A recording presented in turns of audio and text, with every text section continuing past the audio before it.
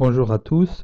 Aujourd'hui, nous allons voir comment installer un plugin qui s'appelle Page Columnist. Alors, je vous montre de quoi il s'agit. Donc, Page Columnist, c'est un plugin là qu'on voit. On voit l'environnement qui permet de mettre différentes colonnes dans un article, voire une en-tête dans un article de WordPress. Donc, on va passer à l'action maintenant. Donc là, je rentre de mon site WordPress.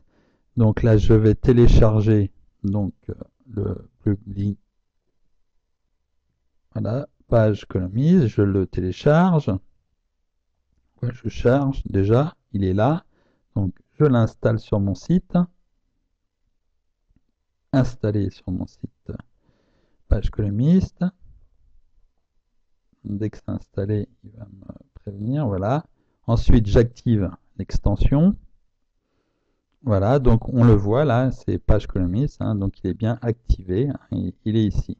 Donc maintenant, je vais dans un article que j'ai réalisé. Il est là, cet article. Alors, je vais vous le montrer. Comment, hop, je le mets à jour.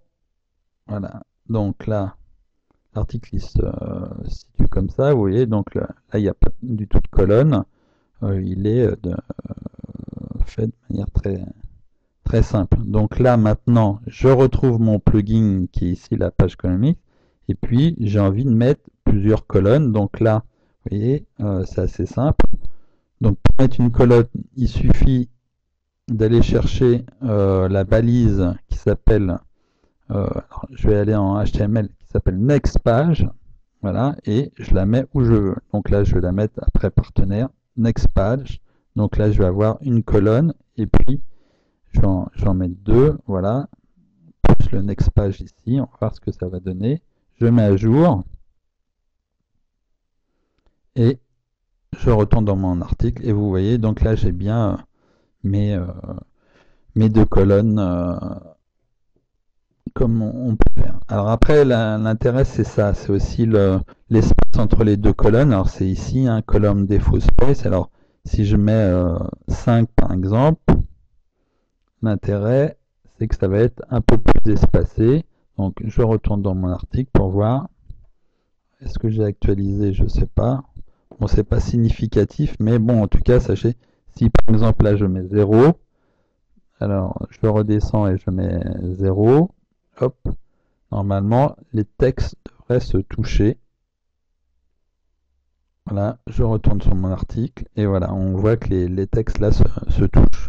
Donc c'est pas très joli. Donc là je rajoute 2 de 5, je mets à jour. Voilà, j'affiche l'article pour voir et on voit que mon article a bien ces deux colonnes. Alors l'intérêt, donc ne pas oublier pour changer de page, hein, quoi, en fait c'est de changer de colonne, ça s'appelle Next Page. Donc à chaque fois que vous mettez Next Page, ça vous crée une colonne de plus. Alors là je vais en mettre une troisième pour voir ce que ça donne. Vous allez voir, je mets à jour.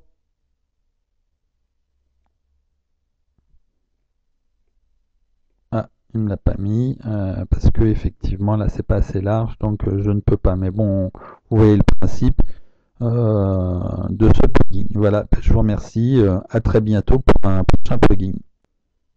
Bonjour à tous.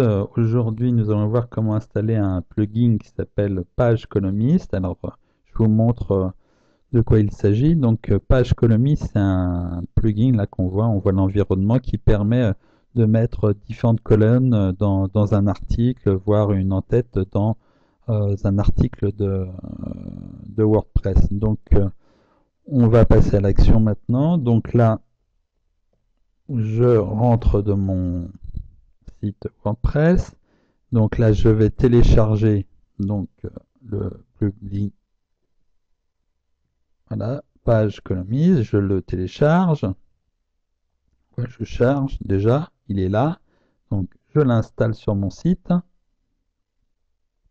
installé sur mon site page columniste. Dès que c'est installé, il va me prévenir, voilà. Ensuite, j'active l'extension.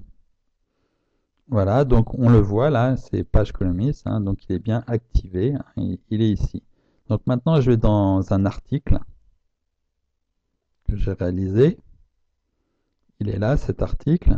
Alors, je vais vous le montrer. Comment, hop, je le mets à jour. Voilà. Donc là, l'article il se situe comme ça, vous voyez. Donc là, il n'y a pas du tout de colonne. Il est fait de manière très simple. Donc là, maintenant, je retrouve mon plugin qui est ici, la page colonnique. Et puis, j'ai envie de mettre plusieurs colonnes. Donc là, vous voyez, c'est assez simple. Donc pour mettre une colonne, il suffit d'aller chercher la balise qui s'appelle, je vais aller en HTML, qui s'appelle next page, voilà, et je la mets où je veux. Donc là, je vais la mettre après partenaire, next page. Donc là, je vais avoir une colonne, et puis je vais en mettre deux, voilà, plus le next page ici, on va voir ce que ça va donner. Je mets à jour,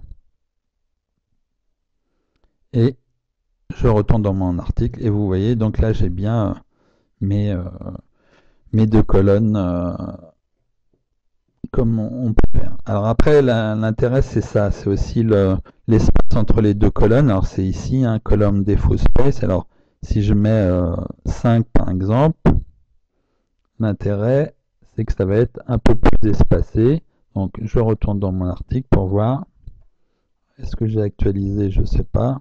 Bon, c'est pas significatif, mais bon, en tout cas, sachez, si par exemple là je mets 0, alors je redescends et je mets 0, hop, normalement, les textes devraient se toucher. Voilà, je retourne sur mon article et voilà, on voit que les textes là se touchent. Donc c'est pas très joli. Donc là, je rajoute 2 de 5, je mets à jour. Voilà, j'affiche l'article pour voir et on voit que mon article a bien ces deux colonnes. Alors l'intérêt, donc ne pas oublier pour changer de page, quoi, en fait, c'est de changer de colonne, ça s'appelle next page. Donc à chaque fois que vous mettez next page, ça vous crée une colonne de plus. Alors là, je vais en mettre une troisième pour voir ce que ça donne. Vous allez voir, je mets à jour.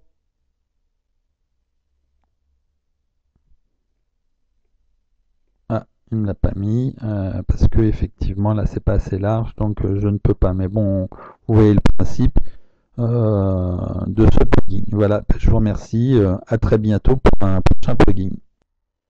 Donc là, de nouveau, je fais un dernier test. Donc là, si je vais sur plugin, on voit ce qui se passe. Après, je vais là sur article. Donc, est-ce que ça change quelque chose? On va voir. Donc, hop, j'essaye. Top.